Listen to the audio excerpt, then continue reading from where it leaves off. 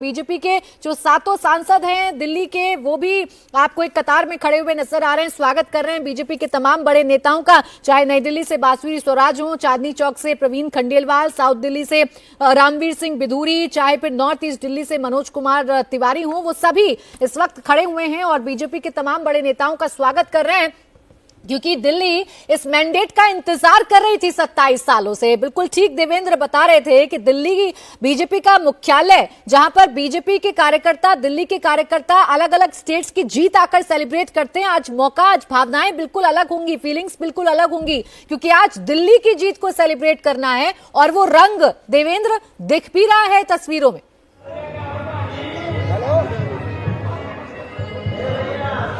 बिल्कुल प्राची, अब से थोड़ी देर के अंदर गृहमंत्री अमित शाह भी यहाँ पे आने वाले हैं और उसके बाद प्रधानमंत्री नरेंद्र मोदी का इंतजार रहेगा। लेकिन स्ट्रेटजी की हम लोग बात लगातार कर रहे हैं। एक दूसरे पहलू को समझिए कि जैसे सुनील बंसल, भूपेंद्र यादव, धर्मेंद्र प्रधान ऐसे नेता जो कि राज्य के प्रभारी रहते हुए वहां पर पार्टी को चुनावी सफलता दिला चुके हों, उनको दिल्ली की दो विधानसभा क्षेत्र यानी कि महज 2 विधानसभा क्षेत्र के लिए इतने बड़े बड़े नेताओं को लगाया गया। और धर्मेंद्र प्रधान के बारे में आपको बताऊं कि जिस GK1 की सीट को लेके हम में से हर कोई ये मानता था कि सौरभ भारद्वाज की छवि बहुत अच्छी है, वो आसानी से जीतेंगे, शिखा राम की तुलना में बिल्कुल मजबूत कैंडिडेट नहीं है।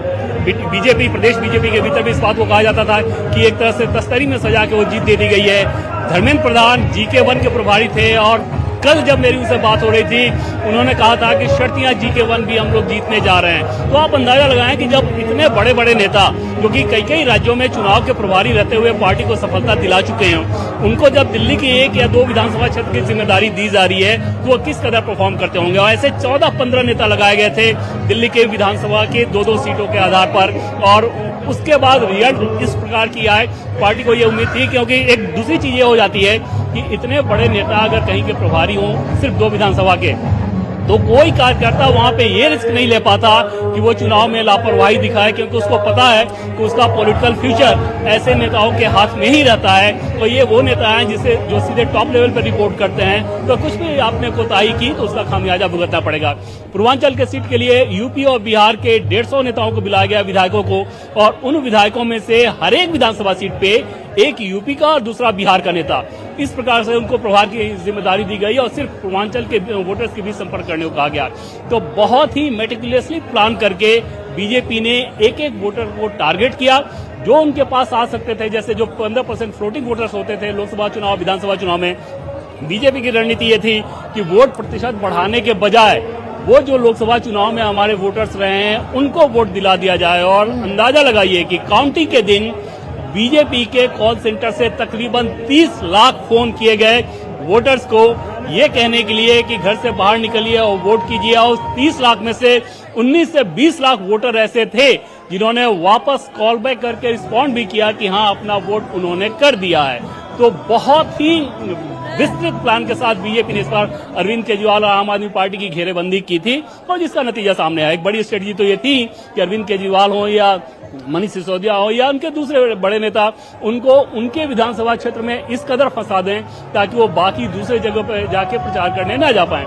आम आदमी पार्टी के कार्यकर्ताओं के लिहाज से बात करें तो उनका भी मोराल बहुत डाउन था। देखिए तस्वीर अधिकांश तो निष्क्रिय हो चुके थे, क्योंकि बहुत सारे लोग आपने किया था। तो गृहमंत्री अमित शाह तस्वीरों में नजर आने लगे हैं, वो पहुंच गए हैं, बिल्कुल वो पहुंच गए हैं बीजेपी मुख्यालय और उनका गर्मजोशी के साथ स्वागत किया जा रहा है। देखिए प्रवेश वर्मा की जीत के बाद सबसे पहले प्रवेश वर्मा दिल्ली में गृहमंत्री अमित शाह से जाकर मुलाकात करके आए, तो कितनी बारीकी से इन नतीजों पर नजर रखी जा रही थी बीजेपी के शीर्ष नेतृत्व के द्वारा, इसी बात से अंदाजा लगा सकते हैं। और जो रणनीति सोची गई वो रणनीति पूरी तरीके से कामयाब साबित हुई। चाहे भ्रष्टाचार का मुद्दा उठाना हो, शीश महल का मुद्दा उठाना हो, यमुना की सफाई का मुद्दा उठाना हो, दिल्ली की बेसिक मुद्दों को उठाना हो, अरविंद केजरीवाल की इमेज पर डेंट करना हो, ये सारे मुद्दे भारतीय जनता पार्टी के काम कर गए।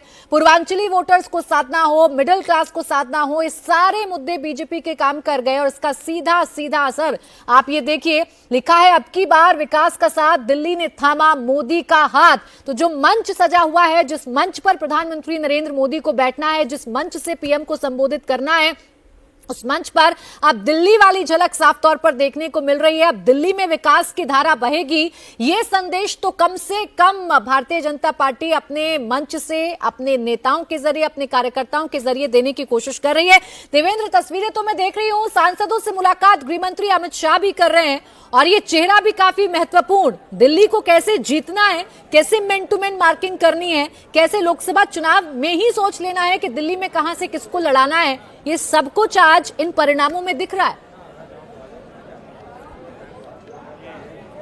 अब बिल्कुल, और इसमें गृहमंत्री अमित शाह का तो चुनाव लड़ने में प्राची हम सभी जानते हैं और देश ने अनेक बार देखा है कि किस प्रकार से वो किसी भी डिफिकल्ट से डिफिकल्ट चुनाव को अपने लिए मुफीद बना लेते हैं और प्लानिंग कैसे करते हैं। और जो सबसे बड़ी चीज ये होती है कि एक तो वो टास्क देते हैं और दूसरा कॉन्फिडेंस देते हैं। कई बार केसेस में हमने देखा कि वो प्रदेश के नेताओं को ये बताते हैं कि आप ये चुनाव ऐसे करो और हम जीतने जा रहे हैं। तो ये भरोसा देना और बीजेपी के भीतर, कार्यकर्ताओं के भीतर, प्रदेश के नेताओं के भीतर एक मान्यता सी होगी है कि अगर अमित भाई इस बात को कह रहे हैं इसका मतलब ऐसा होगा।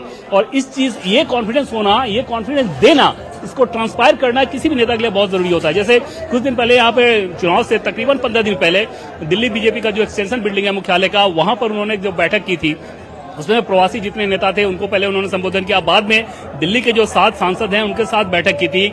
हर एक सांसद से ये पूछा कि आपके क्षेत्र में कौन कौन सी विधानसभा सीट जीत रहे हैं हम लोग, किस सीट पे क्या समस्या नजर आ रही है आपकी नजर में, और आप जो आंकड़ा देंगे चुनाव के नतीजों के बाद भी मैं आपसे इस पे बात करने वाला हूं। तो अगर गृह मंत्री अमित शाह जैसा व्यक्ति पार्टी के एक सांसद के सामने इस तरह का दबाव डाले तो सोचिए वो सांसद क्या कोई भी लापरवाही कर सकते हैं चुनाव में। और उसका नतीजा ये दिखा कि इस बार के चुनाव में सभी सांसद अपनी पूरी ताकत लगाए हुए थे। नहीं तो आमतौर पे ये होता था कि पिछले विधानसभा चुनाव को उठा के अगर देखें तो अपना लोकसभा चुनाव जीत गए, उसके बाद विधानसभा चुनाव में आपको परवाह नहीं।